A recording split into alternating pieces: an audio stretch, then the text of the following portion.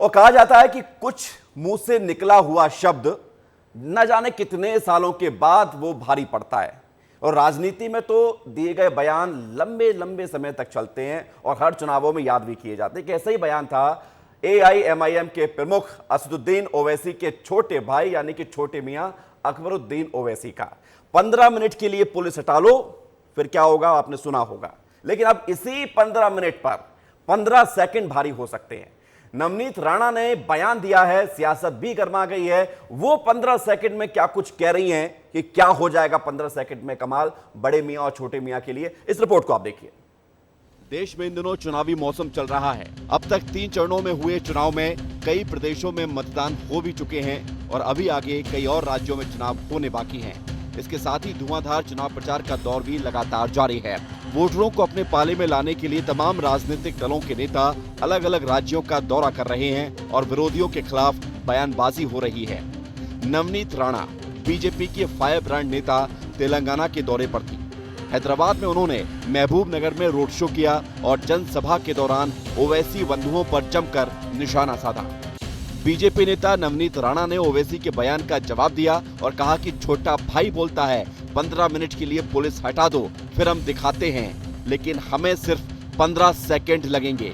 15 second के लिए अगर पुलिस को हटाया तो छोटे बड़े को ये पता भी नहीं चल पाएगा कि वे कहां से आए और कहां गए। सुनिए नवनीत राणा ने क्या कुछ कहा। छोटा बोलता है कि पुलिस को 15 मिनट हटा दो तो हम दिखाएंगे, बोले कि क्या कर सकते हैं। छोटे को मेरा कहना है तेरे को 15 मिनट लगेंगे छोटे, और हमको सिर्फ 15 सेकंड लगेंगे। 15 सेकंड पुलिस को हटाया, 15 सेकंड अगर पुलिस को हटाया तो छोटे को बड़े को ये पता नहीं लगा कहां से आया और कहां को गया। अब आपको ये भी बताते हैं कि वो 15 मिनट वाला मामला क्या है। 2013 में AIMIM के प्रमुख असदुद्दीन ओवैसी के छोटे भाई अकबरुद्दीन ओवैसी ने क्या कुछ कहा था, आप वो भी सुनिए। हम 25 कौड़ है ना, तुम 100 कौड़ है ना, ठीक है,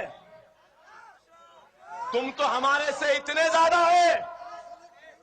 15 मिनट के लिए पुलिस को हटा लो, बता देंगे किसमें हिम्मत है, कौन ताकतवर। फायर ब्रांड नेता नवनीत राणा अपने बयानों के लिए जानी जाती हैं। माधवी लता के प्रचार के दौरान नवनीत राणा ने 15 मिनट का जवाब 15 सेकंड से दिया है। उधर माधवी लता का पतंग काटने वाला एक्शन भी लोगों के बीच चर्चा में बना हुआ है। ब्यूरो रिपोर्ट, विस्तार न्यूज। तो वैसे तो चुनाव में एक एक सेकंड की काफी वैल्यू होती है, लेकिन यहां पर जब मुकाबला हो कि कैसे आपको जवाब देना है तो 15 मिनट बनाम 15 सेकंड, इसलिए हमने इसका नाम भी दिया था। अब देखना यह है कि वहां का रिस्पांस क्या निकलता है, क्योंकि सियासत भी इस पर होनी शुरू हो चुकी है। बढ़ते आगे, हैदराबाद से निकलते हैं और बात करते हैं लखनऊ की, यानी कि उत्तर प्रदेश की। BSP के कोऑर्डिनेटर पद से हटाए जाने के बाद आकाश आनंद ने एक बड़ी बात कही है और बड़ी खबर आपको बता रहे हैं। बहुजन समाज पार्टी से जुड़ी हुई आकाश आनंद, जो कि मायावती के उत्तराधिकारी थे, उन्होंने एक्स पर पोस्ट लिखा है और पोस्ट लिखकर यह लिखा है कि मायावती का आदेश सिर माथे पर है। आकाश आनंद ने एक बात कही है और यह भी कहते हैं वो कि मायावती हमारी सर्वमान्य नेता हैं, मैं अपनी अंतिम सांस तक लड़ता रहूंगा। सवाल इस बात को लेकर है कि आकाश आनंद की ये लड़ाई किससे है, क्योंकि जिस तरह से उनको बीच चुनाव में 3 चरणों के चुनाव के दौरान उन्होंने कैंपेन किया BSP को लेकर, लेकिन आखिरी 4 चरणों के लिए उनको उनकी जिम्मेदारी से मुक्त कर दिया गया। उनके जो है उत्तराधिकारी होने की जो बातें थी, जो दावा था और जिसको लेकर BSP ने बात भी कही थी कि उत्तराधिकारी आकाश आनंद भी होंगे, वो भी एक तरफ हट गया और साथ ही साथ पार्टी के कोऑर्डिनेटर पद से भी उनको हटाया गया। इन सब के पूरे घटनाक्रम के बाद यूपी में कल सियासत भी हुई, अखिलेश यादव भी सामने आए और अब आकाश आनंद ने खुद कहा है कि आदरणीय बहन जी मायावती जी, आप पूरे बहुजन समाज के लिए एक आदर्श हैं। करोड़ों देशवासी आपको पूजते हैं। आपके संघर्षों की वजह से ही आज हमारे समाज को एक ऐसी राजनीतिक ताकत मिली है जिसके बूते बहुजन समाज आज सम्मान से जीना सीख पाया है। आप हमारी सर्वमान्य नेता हैं, आपका आदेश सिर माथे पे। भीम मिशन और अपने समाज के लिए मैं अपनी अंतिम सांस तक लड़ता रहूंगा। जय भीम, जय भारत, ये आकाश आनंद बात कह रहे हैं और सबसे बड़ी बात है कि उनको उम्मीद है कि वो लड़ते रहेंगे और उनको अभी भी ऐसा लग रहा है कि आज नहीं तो नहीं, लेकिन आने वाले भविष्य में हो सकता है कि बड़ी जिम्मेदारी उनको मिल जाए।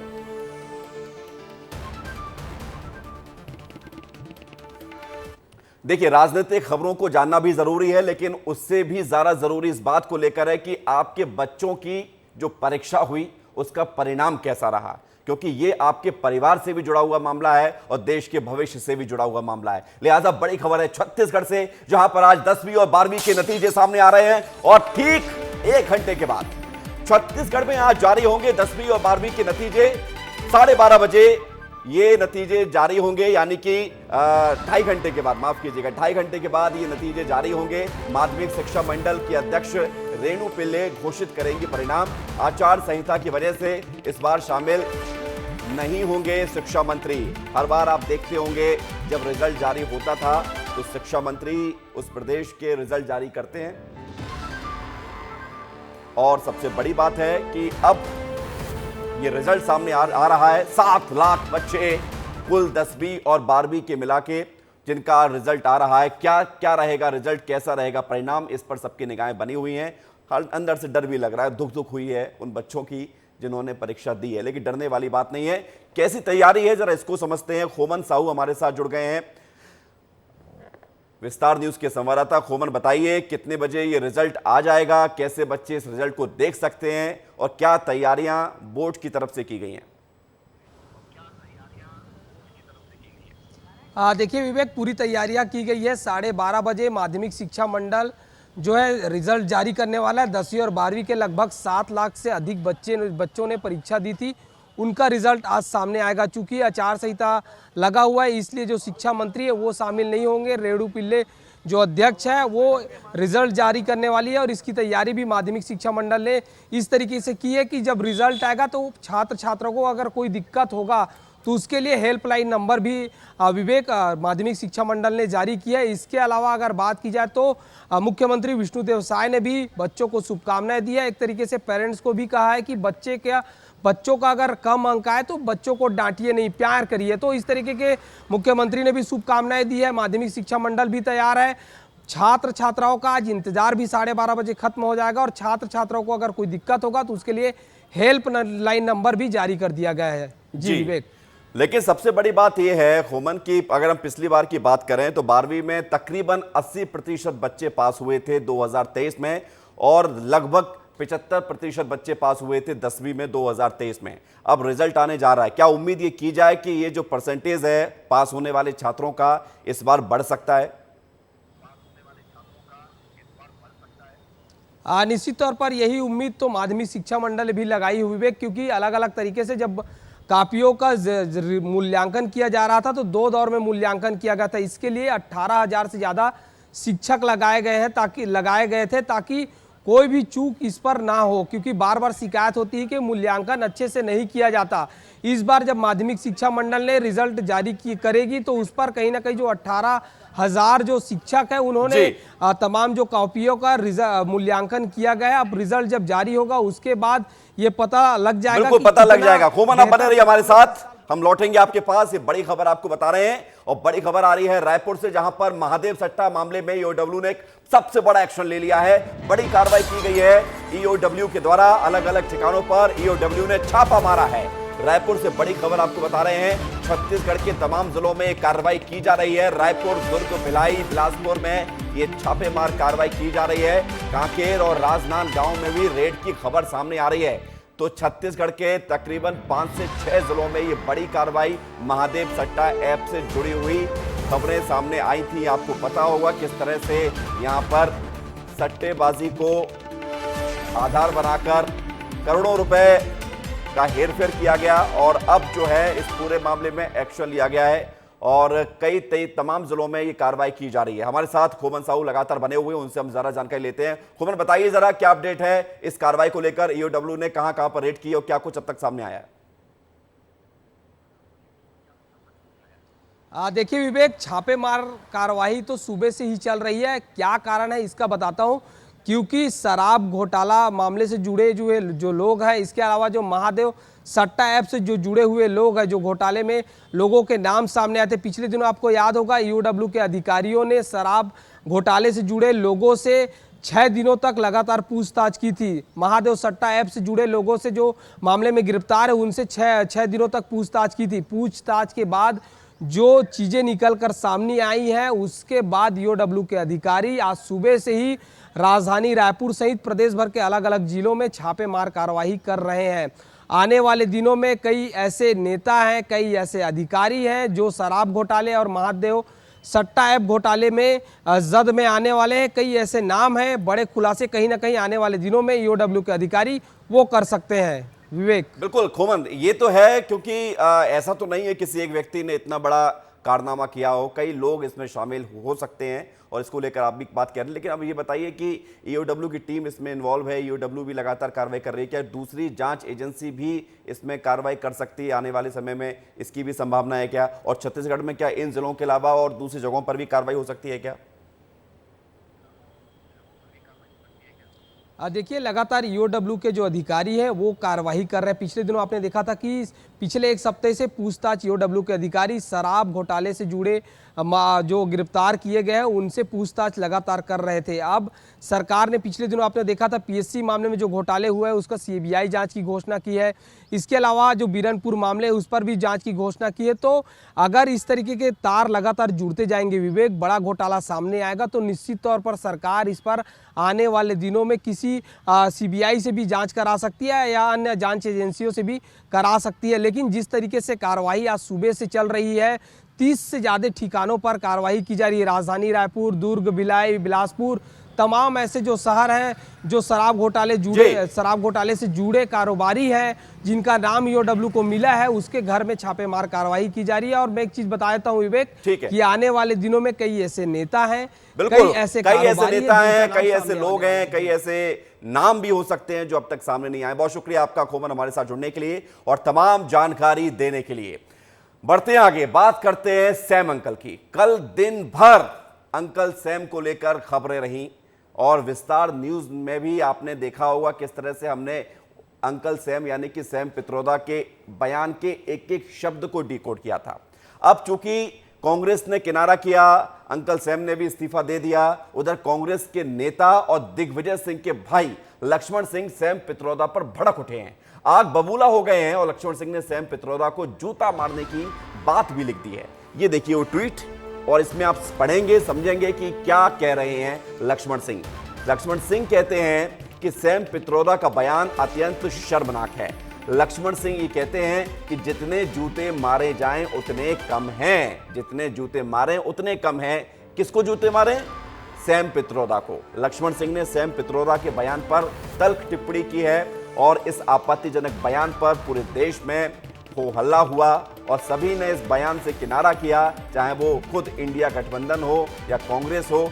और लेकिन इन सबके बीच भी कांग्रेस को बीजेपी के नेता घेरते हुए नजर आए और सैम पित्रोदा इससे पहले न जाने कितनी बार कांग्रेस के लिए मुश्किलें भी बढ़ा चुके हैं और ऐसे बयान देते रहे हैं। तो अब लक्ष्मण सिंह ने ये बयान दिया है कि जितने जूते मारे जाएं उतने कम है। लेकिन सवाल इस बात को लेकर है कि क्या इस तरह से जो लीपापोती हो रही है इसे लीपापोती कहा जाएगा कि अब सफाई दी जा रही है, ये कहा जा रहा है कि भाई हमसे कोई मतलब नहीं है।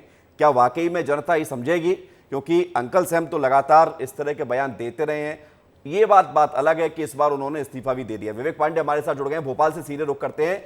विवेक, लक्ष्मण सिंह इस पूरे विवाद में कूद आए हैं और उन्होंने जो बात कही है, जो तल्ख टिप्पणी की है, मुझे लगता है कि देश भर में जितने लोगों ने मजम्मत इस पूरे बयान की है, सबसे ज्यादा तीखी प्रतिक्रिया लक्ष्मण सिंह की है।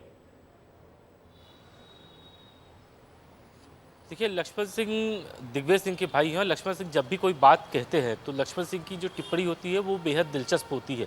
जब पूरा इंडिया गठबंधन कांग्रेस इस पूरे बयान से किनारा कर रहा था सैम पित्रोदा के बयान पर, तब उनका ये कहना कि सैम पित्रोदा को तो जूते मारने चाहिए और इतने जूते मारने चाहिए कि कम पड़ जाए। और एक टिप्पणी और की है सैम पित्रोदा को लेकर, और उन्होंने कहा है कि ऐसा बयान आएगा तो ट्वीट भी ऐसे ही जाएंगे, यही तो संविधान की ताकत है जिसे हम बचाने की कोशिश कर रहे हैं। तो इससे स्पष्ट है कि जो बात कही जा रही है कि उनके जूते मारे जाएं, तो एक तरीके से ये लोकसभा का जब चुनाव है, ऐसे जी। में अगर सैम पित्रोदा जो गांधी परिवार के काफ़ी करीबी रहे वो ये बयान देते हैं, तो ऐसे में बीजेपी को बैठे बिठाए मुद्दा मिल जाता है। और प्रधानमंत्री तो कह चुके हैं कि सैम पित्रोदा के इस बयान से उनको काफ़ी गुस्सा आता है, क्योंकि वो नस्ल विरोधी बयान दे रहे हैं। सैम पित्रोदा ने ये कहा था कि भारत में अलग अलग तरीके के अलग अलग देश के लोगों के चेहरे मिलते हैं। दक्षिण में अफ्रीका का जिक्र कर दिया, ईस्ट को लेकर चाइना का जिक्र कर दिया। तो और ऐसे में जब लोकसभा चुनाव में कांग्रेस खुद ही एक सर्वाइवल मोड में है और दूसरी तरफ बीजेपी तमाम इस पूरे बयान को लेकर हमलावर है। प्रधानमंत्री यहाँ तक कह चुके कि शहजादे स्पष्ट करें कि उनकी प्रतिक्रिया क्या है। और यहाँ तक कि मध्य प्रदेश में भी मोहन यादव ने कहा कि ये अत्यंत निंदनीय बयान है। और ऐसे में लक्ष्मण सिंह का ये ट्वीट करना एक तरीके से कांग्रेस को संजीवनी देने ऐसा है। लेकिन बयान तो दे ही दिया है, अब भले ही कितना डैमेज कंट्रोल कर लें, लेकिन बीजेपी को ये बैठे बिठाए मुद्दा सैम पित्रोदा दे चुके हैं, जबकि गांधी परिवार के काफी करीबी है। और लेकिन पूरा विवेक, गठबंधन एक चीज और है, क्या इस तरह की भाषा इसको लेकर भी कांग्रेस में जैसे जूते मारना, ये ऐसी भाषा है, भले ही इस तरह के शब्दों का इस्तेमाल करके लक्ष्मण सिंह अपना आक्रोश प्रकट कर रहे हो, बता रहे हो कि ऐसी उन्होंने बात कही है कि ऐसी स्थिति में होनी चाहिए, तो क्या इस बयान पर भी कुछ आने वाले समय में कुछ देखने को मिल सकता है? क्योंकि जूते मारना अपने आप में एक सभ्य समाज के लिए अच्छे संकेत भी नहीं है और अच्छे शब्दावली भी नहीं है। देखिए, सैम पित्रोदा ने जो बात कही वो भारत की प्रभुत्व और अखंडता को खंडित करने वाली बात कही। और जब सैम पित्रोदा को जूते मारने वाली बात कह रहे हैं लक्ष्मण सिंह, तो वो एक और ट्वीट कर रहे हैं, बोले यही तो संविधान की ताकत है कि ऐसे अगर टिप्पणी की जाएगी तो ऐसे बयान दिए जाएंगे। हालांकि सैम पित्रोदा के अलावा भी लक्ष्मण सिंह के कई ऐसे चर्चित बयान हैं जिनको लेकर पार्टी कभी खंडित नहीं करती है, और खुद वो दिग्विजय सिंह की खिलाफत कर चुके हैं। तो ऐसे में कांग्रेस उनको ज्यादा सक्रिय मानती नहीं यही है। लेकिन अब इसे जो है विवेक, नमक से नमक खाना इसे कहा जाता है, क्योंकि लक्ष्मण सिंह भी अपने ऐसे ही बयानों के लिए चर्चा में रहते हैं और वो वैसे ही बयान दे रहे हैं विवादास्पद, जैसे कि सैम पित्रोदा ने तो हालांकि बहुत बड़ा बयान दिया। बहुत शुक्रिया आपका हमारे साथ जुड़ने के लिए और तमाम जानकारी के लिए विवेक। तो लक्ष्मण सिंह, दिग्विजय सिंह के भाई, ये बात कह रहे हैं कि सैम पित्रोदा को जितने जूते मारे जाएं उतने कम हैं। बढ़ते हैं आगे। छत्तीसगढ़ के नेताओं की डिमांड उड़ीसा में बहुत ज्यादा हो गई है। बीजेपी के कई नेता, खुद मुख्यमंत्री विष्णुदेव साय, डिप्टी सीएम अरुण साव और तमाम और दूसरे संगठन के पदाधिकारी उड़ीसा में इस वक्त अपनी बड़ी जिम्मेदारी निभा रहे हैं। ये देखिए आप, उड़ीसा में जिस तरह से छत्तीसगढ़ के नेताओं का जो प्रचार है वो देखने को मिल रहा है। सीएम विष्णुदेव साय आज भी उड़ीसा में धुआंधार प्रचार करेंगे। आज सीएम उड़ीसा में कोरापुट में 3 सभाओं को संबोधित करेंगे, तो उधर डिप्टी सीएम अरुण साव प्रचार के लिए उड़ीसा में रहेंगे। आज से अगले 3 दिनों तक अरुण साव मीडिया में जो है देखे जाएंगे जब वो उड़ीसा में प्रचार करेंगे, जहां वो अलग अलग सीटों पर जाएंगे। इससे पहले छत्तीसगढ़ बीजेपी के अध्यक्ष किरण सिंह देव भी उड़ीसा के दौरे पर हैं। तो खुद मुख्यमंत्री विष्णुदेव साय और डिप्टी सीएम के साथ पार्टी के अध्यक्ष और तमाम बड़े नेता लगातार उड़ीसा में प्रचार कर रहे हैं। खोमन हमारे साथ जुड़ रहे हैं, सीधे उनकी तरफ रुख करते हैं और समझने की कोशिश करते हैं कि खोमन, ये बताइए जरा कि बीजेपी के तमाम दिग्गज छत्तीसगढ़ के नेता उड़ीसा में इस वक्त अपनी जिम्मेदारी निभा रहे हैं, वहां पर विधानसभा चुनाव भी हो रहे हैं, क्या कनेक्शन निकलकर सामने आ रहा है? और आज भी सीएम के तो वहां पर कई दौरे भी हैं। देखिए विवेक, इसका 2 प्रमुख कारण है। सबसे पहला, उड़ीसा छत्तीसगढ़ से लगा हुआ राज्य है, और दूसरा बड़ी बात यह है कि चाहे सीएम विष्णुदेव साय की बात की जाए, अरुण साव की बात की जाए जो उप मुख्यमंत्री है, सीएम विष्णुदेव साय को उड़ीसा भेजने का वजह यही है कि वो आदिवासी समाज से आते हैं और उड़ीसा के कई ऐसे विधानसभा है जहां आदिवासी बहुल इलाका है। उस इलाके में जाकर सीएम विष्णुदेव साय जनसभा को संबोधित करेंगे, कहीं ना कहीं आदिवासी समाज को साधने का प्रयास करेंगे, और यही कारण है कि उनकी आज 3 सभाएं हैं। उप मुख्यमंत्री अरुण साव की बात की जाए तो अरुण साव साहू समाज से आते हैं। साहू समाज के बड़ी संख्या में लोग उड़ीसा में रहते हैं। ऐसे में उन वर्गों को साधने के लिए उप मुख्यमंत्री का जो है दौरा कराया जा रहा है, जनसभा कराया जा रहा है। इसके अलावा जो बीजेपी के प्रदेश अध्यक्ष हैं किरण सिंहदेव, वो भी आदिवासी समाज से आते हैं, उनको भी जिम्मेदारी दी गई है। इसके अलावा कांग्रेस के नेता हैं, कांग्रेस के नेता भी उड़ीसा जा रहे हैं, उड़ीसा में जाकर जनसभा को संबोधित करते हुए नजर आ रहे हैं। तो कुल मिलाकर 2 प्रमुख कारण है, एक तो जातिवाद को साधने के लिए, एक तो लगा हुआ राज्य। इसलिए छत्तीसगढ़ के नेता उड़ीसा के राजनीति को, उड़ीसा के लोगों को बहुत अच्छी से समझते हैं। विवेक जी, बहुत शुक्रिया आपका खोमन हमारे साथ जुड़ने के लिए और तमाम जानकारी के लिए। तो छत्तीसगढ़ से बड़ी खबर आपको बता रहे हैं कि कहां से वहां पर लगातार बीजेपी के दिग्गज नेताओं का उड़ीसा में दौरा जारी है। और सबसे बड़ी बात यह भी है कि अब ये जो प्रचार है वो बढ़ता जा रहा है। अब बात मध्य प्रदेश की करते हैं, क्योंकि मध्य प्रदेश में चौथे चरण में 8 सीटों पर मतदान अब होना बाकी है और उसके बाद एमपी में चुनाव खत्म हो जाएंगे। ये सीटें हैं मालवा और निमाड़ की। तो मालवा निमाड़ किससे संबंधित है ये आपको बहुत अच्छे से पता होगा, क्योंकि खुद मुख्यमंत्री डॉक्टर मोहन यादव मालवा क्षेत्र से आते हैं। उज्जैन क्षेत्र है उनका, लिहाजा उनकी जिम्मेदारी और ज़्यादा बढ़ जाती है और अपनी जिम्मेदारी को बखूबी निभाते हुए वो पूरी तरह से एक्टिव भी हैं और तूफानी दौरे कर रहे हैं, तूफानी प्रचार कर रहे हैं। राज्य में सियासी तौर पर पूरा फोकस इन दोनों मालवा और निमाड़ पर है। डॉक्टर मोहन यादव भी संचल में तूफानी प्रचार कर रहे हैं। सीएम आज खंडवा, खरगोन, देवास में प्रचार से लेकर रोड शो करेंगे। सीएम खंडवा लोकसभा क्षेत्र के भीकन गांव विधानसभा के हेला पड़ाव में जनसभा करेंगे। सीएम खरगोन लोकसभा क्षेत्र के निवाली में जनसभा करेंगे। सीएम शाम में देवास में जनसभा और रोड शो भी करने वाले हैं। तो बड़ी खबर आपको बता रहे हैं, जिस तरह से खुद डॉक्टर मोहन यादव ने पूरा मालवा निमाड़ को लगातार पूरा नाप लिया, एक तरह से कहा जाएगा, और रोज एक नहीं, दो नहीं, कई कई सभाएं वो कर रहे हैं। हमारे साथ सीधे उज्जैन से जुड़ गए हैं संतोष कृष्णानी, उनसे हम सीधी बात करते हैं। संतोष, जरा बताइए, आज देवास में और साथ ही साथ निमाड़ में बहुत ज़्यादा सीएम का व्यस्त कार्यक्रम है। किस तरह का कार्यक्रम है, कहां पर रोड शो होना है और क्या इसका असर दिखेगा अगले चरण में, चौथे चरण में? बिल्कुल, ये बताना चाहेंगे कि मालवा और निर्माण क्षेत्र ही है जहां से पूरे सीटों पर बीजेपी का लगातार कई सालों से कब्जा रहा है। इसीलिए प्रदेश के मुख्यमंत्री डॉक्टर मोहन यादव किसी भी प्रकार का कोई इसमें कांग्रेस को फ़ायदा देने की कोशिश भी नहीं करना चाहते हैं, क्योंकि जिस प्रकार लगातार बीजेपी मालवा और निमाड़ में कई सालों से सीटों पर जीतती आई है, तो मुख्यमंत्री का यही कहना है कि लगातार जिस प्रकार हमें यहाँ से फ़ायदा मिलता है तो हम क्यों न इस पर पूरी तरह फोकस करें और बार बार यहाँ पर लोकसभा चुनाव में जिस प्रकार मालवा निर्माण की बात करें तो मालवा में कल पूरे दिन भर जो घटना के जो तूफानी जनसंपर्क था उसको उन्होंने फोकस किया, जगह जगह रोड शो किए, जगह जगह आम सभाएं की, युवाओं तक पहुँचे, महिला मोर्चा तक पहुँचे और आज इसी तरह से निमाड़ में भी तूफानी दौरा कर रहे हैं। कई आम सभा हैं तो कई युवाओं के साथ चौपाल भी लगाएंगे। खास बात यह कि जिस प्रकार उनका जो रोड शो होता है, रोड शो में अपार जन समर्थन उनके रोड शो में जुड़ता है और घर घर तक वो पहुंचने की कोशिश की जा रहे हैं, क्योंकि महत्वपूर्ण सीट रखता है। मालवा की बात करें तो मालवा में भी जिस प्रकार उनका तूफानी दौरा है और आज जो है निमाड़ क्षेत्र में इंदौर है, बड़वानी है, देवास है,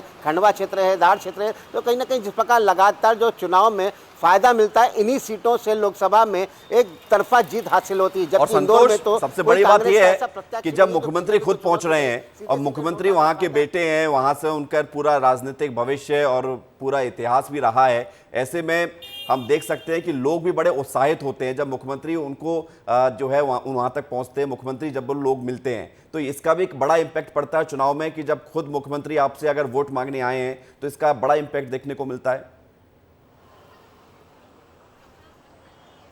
बिल्कुल, क्यों नहीं मिलेगा, क्योंकि गृह नगर है उनका, वो गृह क्षेत्र होने के खास, और अभी तो नहीं, लेकिन गृह नगर की बात करें तो कल जिस प्रकार उज्जैन में उनका तूफानी आम सभा थी तो उसमें हजारों की तादाद में यहाँ युवा इकट्ठे हुए थे। रतलाम में देखा तो रतलाम में रोड शो, क्योंकि रतलाम भी जब पहले मुख्यमंत्री नहीं हुआ करते थे, विधायक थे, मंत्री थे, तो भी वहाँ जाते थे तो भी कार्यकर्ताओं का हुजूम लग जाता था। और अब तो प्रदेश के मुखिया हैं, जहाँ जहाँ पर वो जा रहे हैं तो अपार जन सैलाब उनके साथ उमड़ जाता है, उनको सुनने के लिए, उनके रोड शो में शामिल होने के लिए। और ऐसी ही स्थिति आज देवास में भी कहीं हमको देखने को मिलेगी, क्योंकि लगातार तूफानी दौरा चल रहा है और बीजेपी कोई भी कसर छोड़ना नहीं चाहती कि जिससे हम जीत हासिल न कर पाए। बिल्कुल, और कसर क्यों छोड़ेंगे, क्योंकि वो रिकॉर्ड जो 2014-2019 में बना था उसको बनाकर भी रखना है और राजनीतिक दल अपनी पूरी ताकत भी झोंकते हैं। बहुत शुक्रिया आपका संतोष, हमारे साथ जुड़ने के लिए और तमाम जानकारी देने के लिए। तो मध्य प्रदेश के मुख्यमंत्री तूफानी चुनाव प्रचार कर रहे हैं, तमाम वो जिलों में जाकर चुनाव प्रचार करेंगे चौथे चरण के लिए।